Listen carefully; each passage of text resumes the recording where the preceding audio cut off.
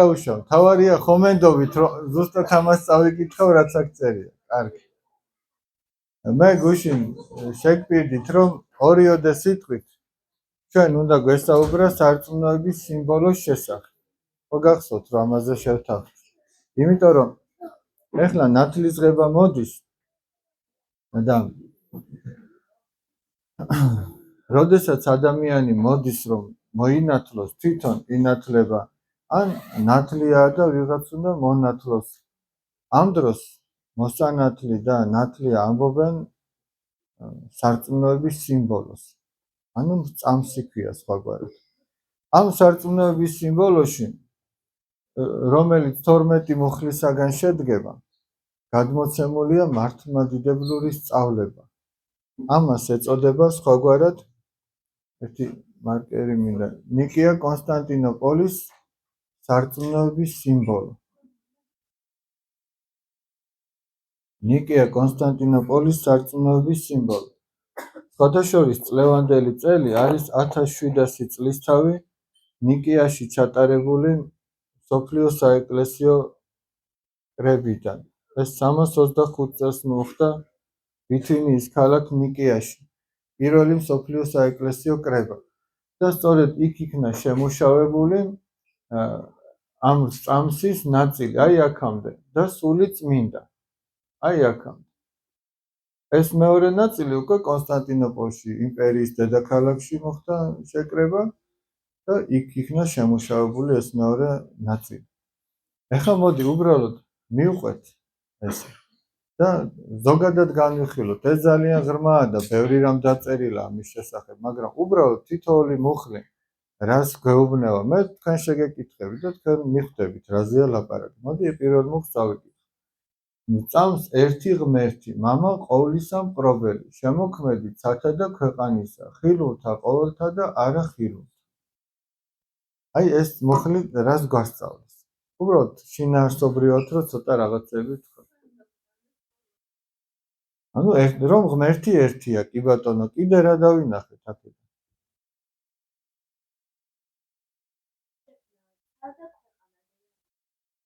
კი ბატონო, ესეც რო ხასიათზე მოიყვანოთ და ბავშვებთან მიიტანოთ, ვერ არის გამოსავალ. თან გაითვის.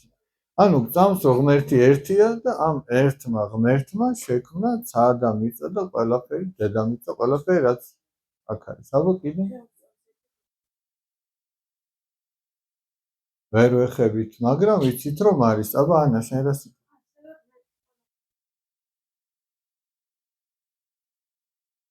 ანუ აქ რაზეა იცი ანა ლაპარაკი? ღმერთი ყველაფერს ხედავს.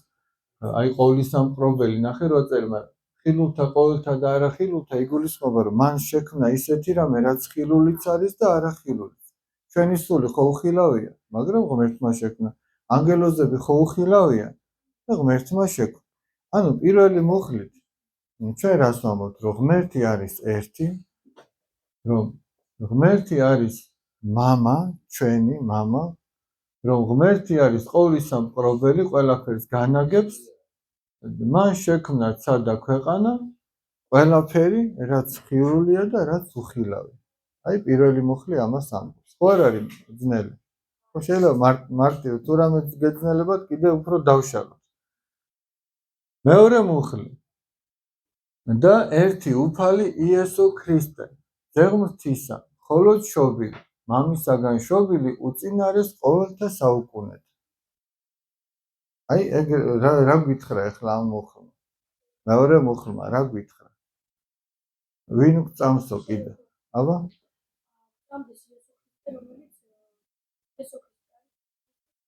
ღმერთის შვილი, ხო? კი ბატონო. აბა კიდე რა გავიგეთ? როდის არისო შობილი? აბა?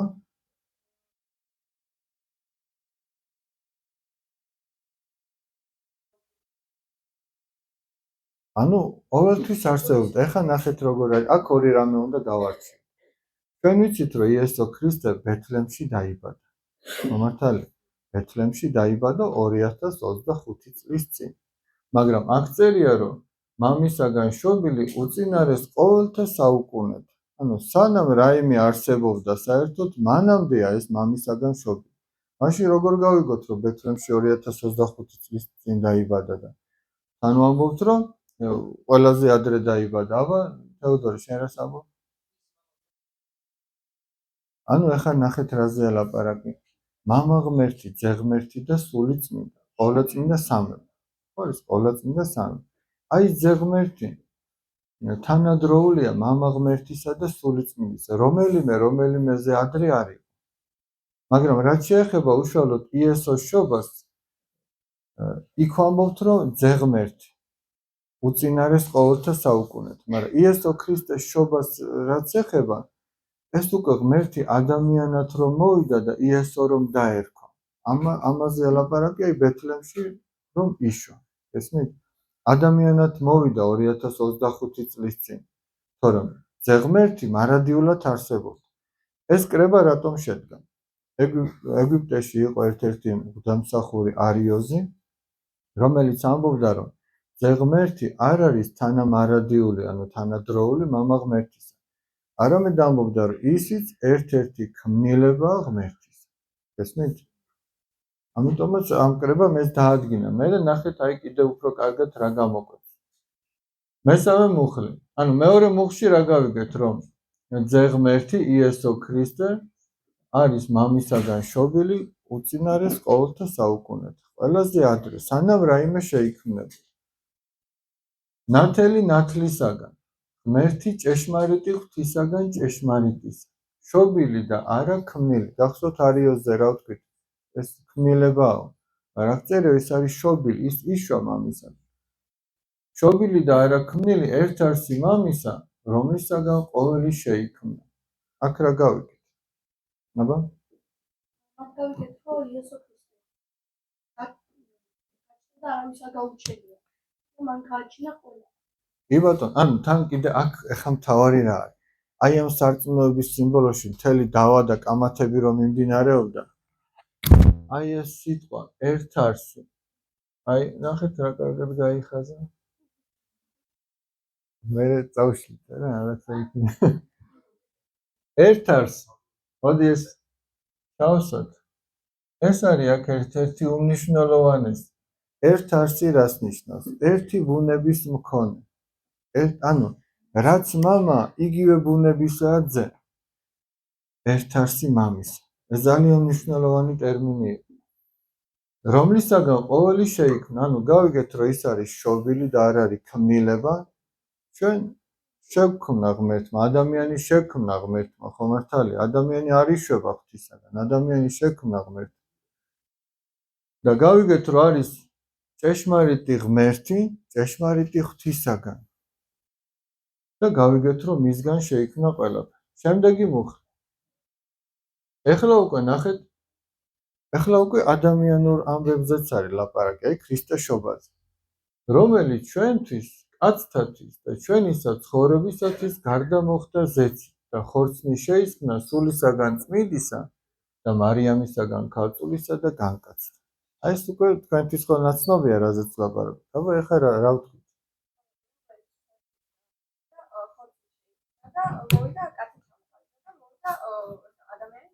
ადამიანად მოვიდა და რატომ მოვიდა? ჩვენთვის, კაცთათვის და ჩვენისა ცხოვრებისათვის. ანუ ჩვენი ცხოვრებისთვის, ჩვენს გადასარჩენად ღმერთი ადამიანად მოვიდა, სული წმინდისაგან შეისხა ხორცი და ქალწულ მარიამისაგან იშვა. ხო, ადვილი და რამეს ხوار დაამატებით. აი რა გაიგეთ მაგალითად, ახლა აქედან. აი რო გკითხოს ვინმე, აი ეს მეოთხე მუხლი რას ნიშნავს? მოვიდა თქვენზე უფრო პატარა ბავშვი, უფრო მეტად პატარა ბავშვი და გეკითხებათ, ეს მეოთხე მუხლი რას ნიშნავს? რას ეთქოთ? რას ეთქოთ? რას ნიშნავს? ირილე, რას ნიშნავს?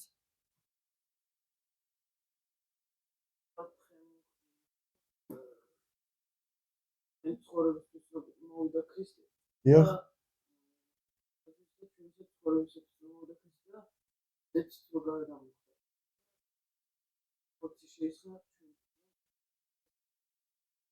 ადამიანები გადაერჩინა. ანუ კაცთათვის როწერ აქ ადამიანი იგულისხმება კაცში. თორე ხა ქალებს გული კი არ დაწყება. ადამიანი ჩვენი ცოდვები რომ ეტვირთა და ჩვენ რომ გადავერჩინეთ აი ეგ წერია მაგის გამო მოვიდა ეს მერე თქვენ ესე იგი ეცადეთ რომ ზეპირად ისწავლოთ სხვათა შორის მე ეს საიდან ვისწავლე ზეპირად პატარა ვიყავი და სიონის ტაძარში შევედი ჯვრის კურთხევა მინდოდა თბილისში და ერთი სასულიერო პირი იყო მე იმ კაცის მადლობელი ვარ რომ იმის დამსახურება მე რა ეხლა ეს წამსი ვიცი და ჯვრის კურთხევა მინდა მეთქე თურმე ის იმ ტაძარში არ მსახურობდა და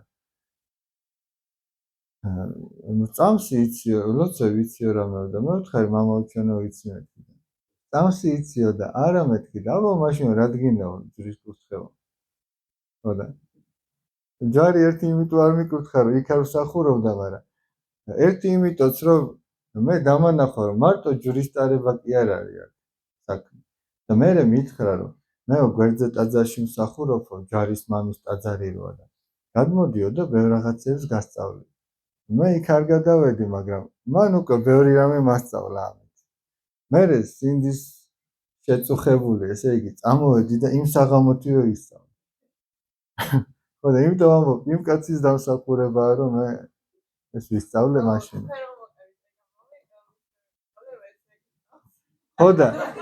ხოდა ნახე იმ კაცმა ეგ სიკეთეც გააკეთა ეგეც იმან გააკეთა იმას რო ეგ არ ექნა და იმ წუთში მოდი შვილო ეთქვა მოდი ჯვარი ეკურთხებინა გამოვეში ჩემს არაფერი ესწავლები ნაკურთხი ჯვარი მექნებოდა მაგრამ ეს არ მეწოდინებოდა ან შეიძლება წლების მერე ვიღაცას რაღაც ამდაგვარი მოიფიქრებინა და იქ მესწავლა ესე რომ თავზე გადასმა ყოველთვის არ ნიშნავს სიყვარულს ზოგჯერ ეგეთი საქციელი უფრო დიდ სიყვარულს ნიშნავს შემდეგი ეს უკვე უკავშირდება ჯვარცმას აი ეს მუხლი შემდეგი მუხლი გვასწავლის და ჯვარს ეცვა ჩვენთვის პონტოელისა პილატესზე და იუნო და დაევა რა გავიგეთ ახლა აქედან აბა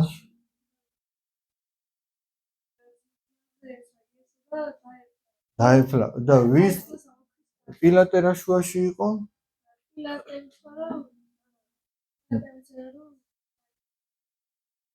ნახე პილატეს დროს რომ მოხდა იმიტომ ეს ჩართული ამ სარწმუნოების სიმბოლოში ანუ აქ უკვე ისტორიული მხარეც არის ჩართული როდის მოხდა ეს რომ დავძანდი მადლობა რომ იესო ქრისტე ჩვენთვის ნახე აქაც ეს წერია ჩვენთვის რომ განკაცდა ადამიანთ მოვიდა რო იშვა იქაც ჩვენთვის წერია ჩვენთვის მოვიდა ჩვენთვის ჯვარს ეცვა ჩვენთვის იუნო ნება და ჩვენთვის დაეფლა ანუ საფლავად იქნა დადებული პონტოელი პილატეს დროს და მისი ხელშეწყობით რა თქმა უნდა იმიტომ რომ სხვათა შორის პონტოელი პილატეს მეუღლე არის წმინდანად შერაცხილი საოცარი ამბავია და პონტოელი პილატეს თავისი მეუღლე ეუბნეოდა რომ მეო მაგ მართალი კაცისთვისო მრავალი მეუნო ამ ღამით და ახლა პილატესაც უკვე ეშინოდა რომ ეს მართალი კაცია და მე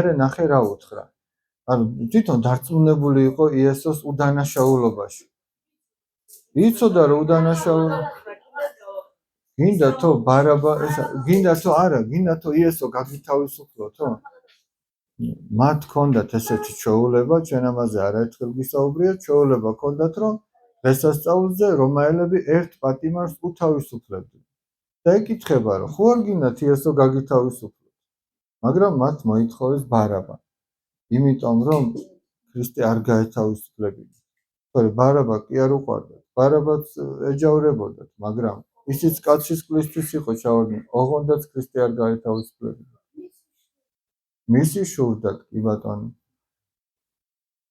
და რას ეუბნებიან ესე იგი პილატესთან რომ მიდიან ნახეთ რითი გამოიჭირეს აი მთავრობის მოყარე კაცი იყო ეს პილატე ხომ მრავალი რაღაც უთხრეს მაგრამ მაინც ეს ეუბნებოდა გაგითავისუფლებთ ბოლოს რას ეუბნებიან ამან თქვაო რომ მე ვარ მეფეო და ეხლა თუ ვინმე მეფეთ ამბობს თავის თავს ეს კეისარს ეწინააღმდეგება ანუ იმპერატორს არა და პილატე იმპერატორის გამოგზავნილია იუდეაში შენ თუ ამას არ ჯარზე არ გააკრავო, შენ მოყვარე არ ახარ კეისრისა. ანუ პილატემ აღმოაჩინა, რომ მე თუ იესო ქრისტეს ჯარზე არ გავაკრავ, აღმოჩნდება რომ მე კეისრის მოწინააღმდეგე ვარ. იმიტომ რომ იმას ესე იგი ვწყალობ, ვინც თავის თავს მეფეთ ამბობს. და ამისი შეეშინა. სიმართლე იცოდა, მაგრამ სიმართლე არ გააკეთა. და რა გააკეთა? მოიტანა წყალი, ხელები დაიბანა, იმის ნიშნად რომ ეს სუფთა ვარ ამ საქმისგანო, თქვენი ციტო. ახლა ხელების დაბანა უშველი და ხო არის ხოლმე გამოთქვა, ხელებით დამიბანიაო. და ხელები კი დაიბანა, მაგრამ არ უშველა მაგ. და იქიდან უყვიროდნენ მე მისი ჯარცმელები. მაგისი სისხლიო ჩვენზეო და ჩვენ შთამომავლებზეო. ახეთ რა გააკეთეს. საოცარი ამბავი, სამწუხაროდ ამის. მათთვის. შემდეგი და აღსდგა მესამესა დღესა მსგავსად წერილის. აღდგომა წერილი რა შუაშია? წერილი. მოდი 200 მივამატოთ. ესე რომ ყოფილიყო. ნუ აქ ხა მოკლედ წერია, ხო ხედავ. და აღსდგა მესამესა დღესა მსგავსად და რომ მივამატოთ, მსგავსად დაწერილის. ხო ცოტა გაგიმარტ. ანუ ეს ნაწინასწარმეტყველები იყო ქრისტეს ჯვარცმაც, აღდგომაც. ანუ როგორც იყო დაწერილი იმის მსგავსად, მესამე დღეს აღსდგა ქრისტე. არ მუშაობს? რაღაცა მოიწყინოს. იქ ხო არ არის დაბლა, რაღაცა ჭირდება ხოლმე იმას. ცოტა. არა უშავ, ისედაც ხო ისმის. ეგ მე მგონი ზედმეტიც კი იყო. შემდეგი. და ამაღლდა ზეცად. დამჯდომარი არის მარჯვენით მამის. ეს მუხლი უკვე ჩვენ გვასწავლის ამაღლების შესახებ. აღდგომიდან მე-40 დღეს ქრისტე ზეცად ამაღლდა. აღდგომიდან 40 დღის განმავლობაში თავის მოწაფეებს ასწავლიდა ეკლესიის მოწყობის შესახებ, ასწავლიდა სასუფეველის შესახებ და მრავალჯერ გამოეცხადა მათ. და მე-40 დღეს საბოლოო დარიგებები მისცა, მაგრამ თან ესეც უთხრა, რომ მე თქვენთანა ვარ ყოველთა დღეთა ცხოვრებისა თქვენისად. ანუ მე ზეცად კი მივდივარ, მაგრამ მე მაინც თქვენთან. შემდეგ ეს მუხლი უკვე არის სწავლება მეორედ მოსვლის შესახებ. აი გაბრიელ ნახე და კვალად მომავალ არს დიდებით განსჯათ ცხოველთა და მკვდართა, რომლისას უფევისა არ არის დასასრული. რაზეა ლაპარაკი?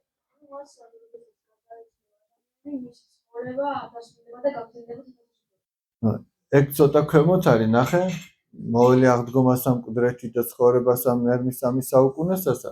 აი უშუალოდ ამაზე ვთქვა და კვალად რა არის? კვლავ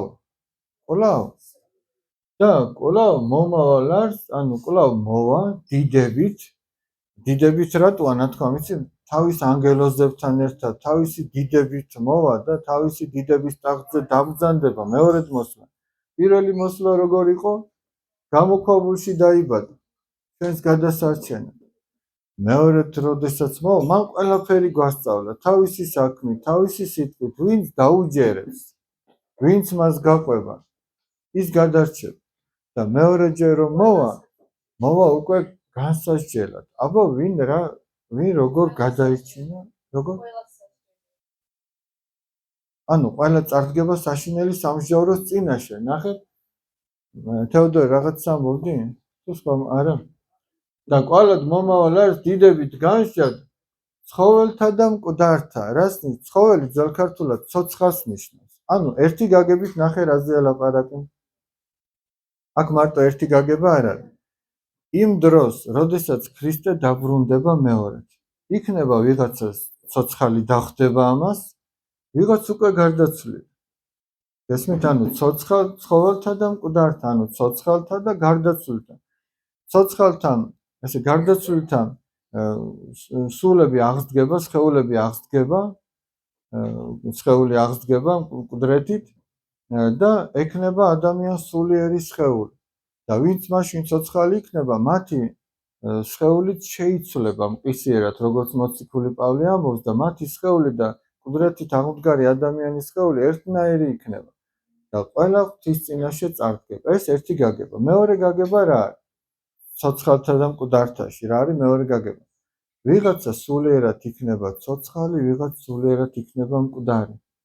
აი, მოდი უძღებიშვილის იგავი გავიხსენოთ.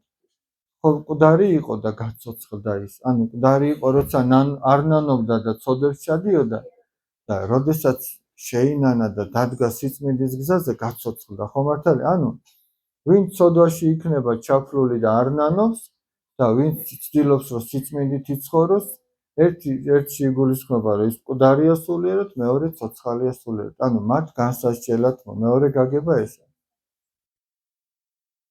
შემდეგი და სული წმინდა. ანუ აქ როგორ არის, იცით? აი რაც თავში წერია მწამს. ეგ უნდა გადმოიტანო დაბლა იმაზე. თუ აი მწამს სული წმინდა. ესმის? მწამს ერთი წმინდა კათოლიკე სამოციქულო ეკლესია. ნახეთ, აი ეს მწამსი აქ უნდა გადმო ჩვენ ეს მწამს. და სული წმინდა, უფალი და ცხოველს ყოფილი. ანუ ეს სული წმინდაც არის ღმერთი. არის ცხოველს ყოფილი, განმაცხოველებელი, სული წმინდა აცოცხლებს. აი როგორც ადამიანის სხეულს რომ სული განეშორება, ხო ამბობთ რომ მოკვდა ეს, გარდაიცვალა რა. აი ესე ადამიანის სულს რომ სული წმინდის მადლი განეშორება, მისი სული იქ კვდება. იგივე თუ გინდათ უძღებიშვილის იგავიდან თქვით, რომ სწოდავდა და არ ნანობდა, მას განეშორა მადლი და მისი სული მოკვდა. თორე ხორციელად ხო ცოცხალი იყო, აბა ისე როგორ მივიდოდა მამასთან არა? მაგრამ როდესაც შეინანა, ეს მადლი დაუბრუნდა, სამოსელი პირველი დაუბრუნდა და ის გაცოცხლა. სული წმინდა არის განმაცხოველებელი, რომელი მამისაგან გამოვარს. ძეხო იშვება მამისაგან, სული წმინდა მამისაგან გამოვარს. ეს ისეთი რამეა, ამაში ძალიან ჩაკირკიტება და ის ჩვენი განუწმენდელი გონებისთვის არ არის სწორი. დოგმატურ საკითხებზე ბევრი კირკიტი არ ივარგებს, მით უმეტეს ბავშვებისთვის. მაგრამ აი რაც გამოგიცხადა ღმერთმა რომ ესეა, ის უნდა მიიღო და იწვო. და სული წმინდა, უფალი და ცხოველს ყოფილი, რომელი მამისაგან გამოვარს. მამისათანა და ძისათანა თაყვანი სიცემების და იდიდების. სული წმინდა ისეთივე თაყვანსაცემია, ისეთივე დიდებულია, როგორც მამა ღმერთი და როგორც ძე ღმერთი. ანუ რამით ნაკლები კი არ არის. რომელი იტყო და წინასწარმეტყველთა მიერ. ეგ როგორ გესმით? რომელი იტყო და წინასწარ აბა მას არა წინასწარმეტყველების პირით სული წმინდა მეტყველებდა. ანუ ის წინასწარმეტყველები, რომელიც გაგზავნა, შემდგომში მოციქულები, რომელიც გაგზავნა, დღესაც ეკლესია რომ ქადაგებს, სული წმინდა ქადაგებს სინამდვილეში. წინასწარმეტყველთა პირით ქადაგებდა სული წმინდა. შემდეგი მეათე მუხლი. ერთი წმინდა კათოლიკე და სამოციქულო ეკლესია. თუ მეცხრე არის გითობით როგორ. ერთი წმინდა კათოლიკე და სამოციქულო ეკლესია. ანუ ჩვენ ეს გვწამს, რომ ეკლესია არის ერთი, რომ ეკლესია არის წმინდა, ეკლესიის ბუნება არის წმინდა, ჩვენ შეიძლება ეკლესიის შემადგენელი ნაწილები ცოდვილები ვართ. მაგრამ ეს ეკლესიის სიწმინდეს არ ეხება. ეკლესიის თავი არის იესო ქრისტე. ეკლესია არის იესო ქრისტეს მისტიური სხეული. და ეკლესია სწორედ ადამიანებს განწმენს. ტაძარი კი ღვთისმსახურია. ვამბობ ეკლესიის სხეულს, აი მოციქული პავლე იცი რას ამბობს, ხო არ დაგღალეთ. ძალიან ცუდი. იცი რას ამბობს, როგორცო ჩვენ სხეულსო სხვადასხვა ნაწილები აქვს, სხეულის ასოები აქვს, ისევე ეკლესიას აქვს თავისი სხეულის ნაწილები. ვიღაც პატრიარქია, მღვდელმთავარია, მღვდელია, მრევლია, ხო? ჩვენ ყველანი იმ ერთიანი სხეულის ნაწილები ვართ და ნახეთ ახლა როგორი ამბავია. აი დავუშვათ ერთი თითი რო გტკივა, მეორე თითი მოსანებით ხო არ არის? რო გაგეჭრება რაღაც ღრმაჭრილობა რო გაქვს, მთელი სხეული ამ დროს არის დაძაბული, აი ტემპერატურა იწევს, ხო, მთელი სხეული გძნობს ერთი, ანუ სხეულის ერთი ასოს ტკივილს, ხო გძნობს არა? ხო და ეკლესია ესე უნდა იყოს, აი დავუშვათ იმას რომ სიხარული აქვს რაღაცა. სხვასაც უნდა უხაროდეს. ვიღაცას რო ტკივილი აქვს, სხვასაც უნდა ტკიოდეს. ვიღაც სოდვაში თუ ჩავარდა, შენ კი არ უნდა განიკითხო. მის გამო უნდა წუხდე. იმიტომ ის შენი ნაწილია, შენ ახარ იგი. აი ესე უნდა აღიქვავდეს ერთი მორწმუნე მეორეს. რომ არის კათოლიკე, ანუ საყოველთაო. არა რომელიმე ერისთვის მოვიდა ქრისტე, არამედ ყველასთვის მოვიდა. 60 რას ნიშნავს? რომ პირველი ეკლესია, პირველი კრებული იყო მოციქულები. აი სულთმოფენობა რომ მოდის ხოლმე აღდგომიდან 50 დღეს, ის არის ეკლესიის დაარსების დღე. ვეღარ ჩამოდის ბავშვი. და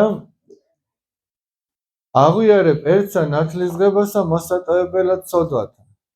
აქ იგულისხმება არა მარტო ნათლისღება, არამედ ის 7 საიდუმლო, ნათლისღება, მირონცხება, კიდე რა არის, აბა მომეხმარეთ. ზიარება, აღსარება,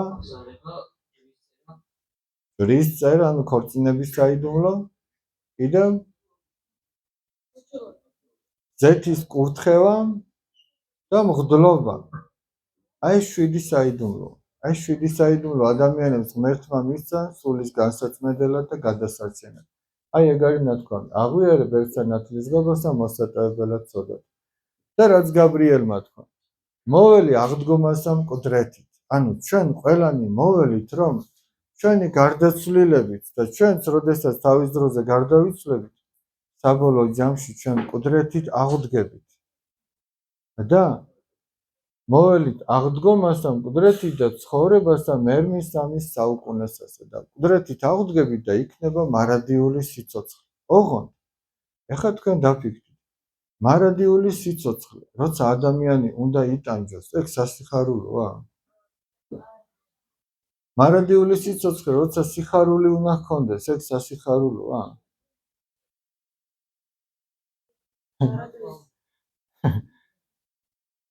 მარიამ, რატო დაფიქრდი?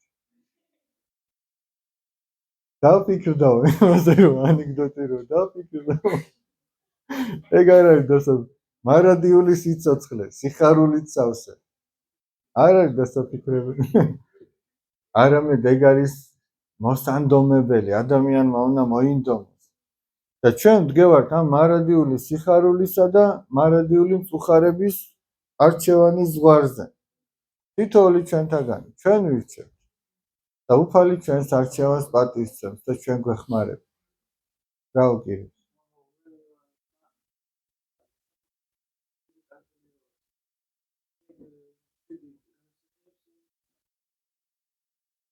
ძალიან კარგი. 7 საიდუმლო, ჩვენი სულის გადასარჩენა. ეს ძალიან მოკლედ, რაც შეიძლებოდა რომ ჩვენი გონებისთვის მეტნაკლებად ადვილი გასაგები ყოფილიყო. ამაზე მე კიდევ უფრო ღრმად და შინაარსობრივად ჩვენ იმედი მაქვს, რომ მოგვეცემა საუბრის საშუალება. ეცადეთ, რომ ეს ზეპირად დაიმახსოვროს.